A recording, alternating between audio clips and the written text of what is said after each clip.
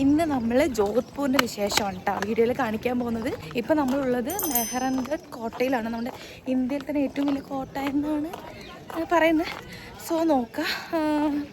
അപ്പോൾ നമ്മൾ അവിടേക്കാണ് ഇപ്പോൾ പോയിക്കൊണ്ടിരിക്കുന്നത് കേട്ടോ. എന്താ വെയിലില്ലേ?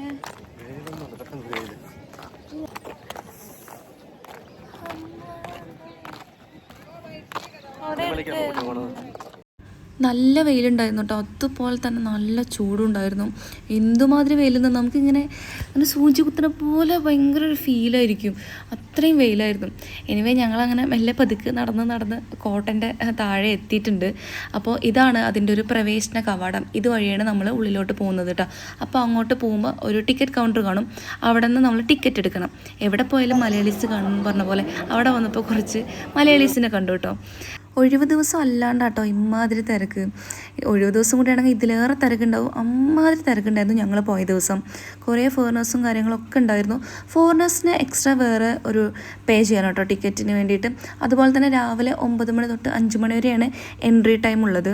അങ്ങനെ നമ്മൾ ടിക്കറ്റും എടുത്തിട്ട് നേരെ ഉള്ളിലോട്ട് പോവുകയാണ്. അതായത് ഈ ഒരു ഫോർട്ടിൻ്റെ പ്രത്യേകത എന്ന് പറയുന്നത് ഇതൊരു പാറയുടെ മേലെയാണ്. അതായത് ഏകദേശം 400 അടി ഉയരത്തിലുള്ള ഒരു പാറയുടെ മേലെയാണ് ഈ ഒരു ഫോർട്ട് സ്ഥിതി ചെയ്യുന്നത്. ഏകദേശം 1459 റാവു ജോതയാണ് ഈ ഒരു കോട്ട നിർമ്മിച്ചത്. അതുമാത്രമല്ല രാജസ്ഥാനിലെ ഏറ്റവും കൂടുതൽ സന്ദർശകരെത്തുന്ന വിനോദസഞ്ചാര കേന്ദ്രങ്ങളിൽ ഒന്നാണ് ഈ ഒരു മെഹ്റൻഗഡ് കോട്ട എന്ന് പറയുന്നത്. പൊതുവെ രാജസ്ഥാനിലെ ഏതൊരു ചെറിയ സ്ഥലം എടുത്താലും അതിൻ്റെ ബാക്കിൽ ഒരു ചരിത്രപരമായിട്ടുള്ള ഒരു സ്റ്റോറി പറയാനുണ്ടാവും. അതായത് നമുക്ക് പൊതുവെ ചരിത്രം അല്ലെങ്കിൽ ഹിസ്റ്റോറിക്കലായിട്ടുള്ള കാര്യങ്ങൾ കേൾക്കാനും കാണാനും താല്പര്യമില്ലാത്ത കൂട്ടത്തിലാണ്. പക്ഷെ നമ്മൾ ലൈഫിൽ ഒരു പ്രാവശ്യമെങ്കിലും ഇതുപോലത്തെ ഹിസ്റ്റോറിക്കൽ പ്ലേസ് നമ്മൾ വിസിറ്റ് ചെയ്യേണ്ടതാണ്. ഇതിൻ്റെ എന്താ പറയുക, ഓരോ കവാടും ഓരോ തൂണും ഭയങ്കര സ്ട്രോങ്ങും അതുപോലെ തന്നെ ഇരുമ്പോ എന്താ ഒരു അത്രയും ടഫായിട്ടുള്ള മെറ്റീരിയലാണ്. അതായത് അത്രയും നൂറ്റാണ്ടുകളോളം പഴക്കമുള്ളതാണ് ഓരോ ഭിത്തിയും. ഈ ഒരു ഫോർട്ട് നല്ല ഹൈറ്റ് ഉള്ളത് കൊണ്ട് തന്നെ ഇതിൻ്റെ ഏറ്റവും ടോപ്പിൽ പോകുമ്പോൾ നമുക്ക് ജോധ്പൂർ സിറ്റി മൊത്തം കാണാൻ പറ്റും. അതുമാത്രമല്ല ഇതിൻ്റെ തൊട്ടടുത്താണ് ബ്ലൂ സിറ്റി സ്ഥിതി ചെയ്യുന്നത്. അപ്പോൾ ബ്ലൂ സിറ്റിയുടെ കാവൽക്കാരൻ എന്നൊരു പേരും കൂടി ഈ ഒരു മെഹ്റൻഗഡ് കോട്ടയ്ക്കുണ്ട് കേട്ടോ. ഈ കാണുന്നത് നമ്മൾ താഴെ നിന്ന് മേലോട്ട് വന്ന വഴിയാണ് കേട്ടോ. ഈ കാണുന്നത് നമ്മളിപ്പോൾ നേരെ പോകുന്നത് മ്യൂസിയത്തിലേക്കാണ് കേട്ടോ. ഇവിടെ പ്രധാനമായിട്ടും പണ്ട് കാലത്ത് രാജാക്കന്മാരും പ്രഭുക്കന്മാരൊക്കെ ആനയുടെ പുറത്ത് യാത്ര ചെയ്യാൻ വേണ്ടിയിട്ട് ഒരു രാജകീയ ഘോഷയാത്രകൾ നടത്തിയിട്ടുണ്ടായിരുന്നു. അപ്പോൾ അതിന് ഉപയോഗിച്ചിട്ടുള്ള ഹൗദകളാണ് ഇവിടെ ഉള്ളത്. അത് പല തരത്തിലുള്ളതുണ്ട് കേട്ടോ. അതുപോലെ തന്നെ നല്ല വില കൂടിയിട്ടുള്ള പല്ലക്കുകൾ എന്താണെന്നുള്ളതൊക്കെ നല്ല ഡീറ്റെയിൽ ആയിട്ട് അവിടെ അവരൊരു നോട്ട്സ് കൊടുത്തിട്ടുണ്ട്. പല തരത്തിലുള്ള ഹൗദകളും അതുപോലെ തന്നെ പല്ലക്കുകളും അവിടെയുണ്ട്. ചില പല്ലക്കുകളൊക്കെ ഉപയോഗിച്ചിരുന്ന മെറ്റീരിയൽ പക്കയായിട്ടുള്ള ഒരു സിൽവറും ഗോൾഡും കാര്യങ്ങളൊക്കെ ആയിരുന്നു കേട്ടോ.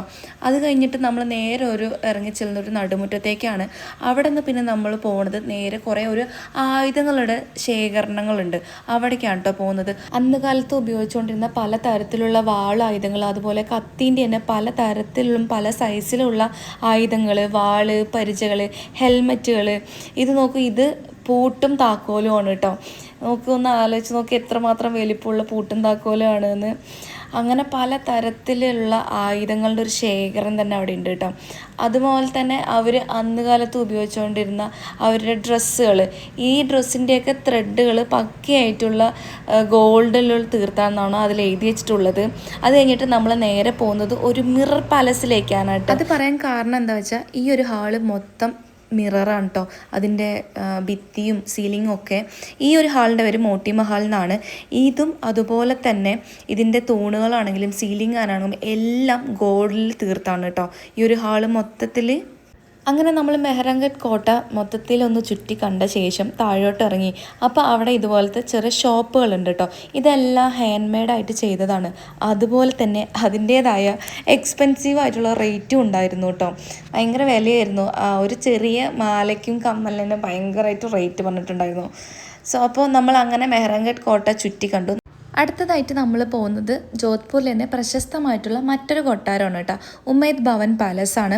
അപ്പോൾ നമ്മൾ അവിടെ എത്തി ടിക്കറ്റ് എടുത്തു. ഒരാൾക്ക് 60 രൂപ കേട്ടോ വരുന്നത്. ഫോറിനേഴ്സിന് ഇവിടെയും കുറച്ച് കൂടുതലാണ്, 200 രൂപ സംതിങ് വരുന്നുണ്ട്. അപ്പോൾ നമ്മൾ നേരെ അതിൻ്റെ ഉള്ളിലോട്ട് കിടക്കുകയാണ്. ഇതിങ്ങനെ പുറത്തുനിന്ന് കാണുമ്പോൾ അടിപൊളിയായിട്ടുണ്ട്.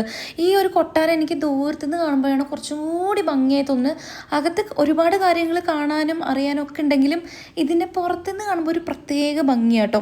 ഏകദേശം 347 മുറികളുള്ള ഒരു വലിയ കൊട്ടാരമാണ്.